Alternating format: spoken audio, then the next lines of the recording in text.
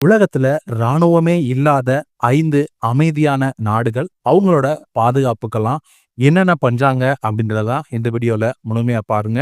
முதலிடத்துல இருக்குது சிங்கப்பூர். இந்த நாடு ஆண்டுதோறும் பார்த்தீங்கன்னா பாதுகாப்புக்காக சுமார் 11.5 மில்லியன் டாலர் வந்து செலவிட்டிருக்காங்க. இதோட மொத்த உள்நாட்டு உற்பத்தின்னு பார்த்தீங்கன்னா 2.8% மட்டுமே அந்த நாட்டோட பாதுகாப்புக்கு செலவிடுறாங்க.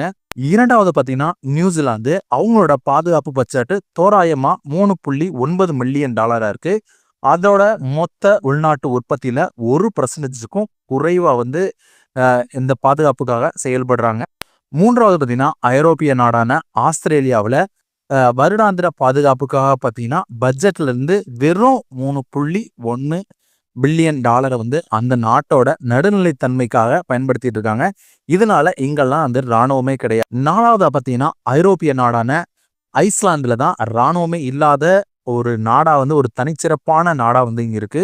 இதுல வருடாந்திர பாதுகாப்பு பட்ஜெட் பார்த்தீங்கன்னா 40 மில்லியன் டாலரை மட்டுமே இந்த நாட்டுக்கு வந்து செலவிடுறாங்க. அதே மாதிரி மற்றொரு நாடான ஐரோப்பிய நாடான அயர்லாந்துல வருடாந்திர பாதுகாப்பு பட்ஜெட்டாக தோராயமா 1.3 பில்லியன் டாலரை வந்து செலவிடுறாங்க.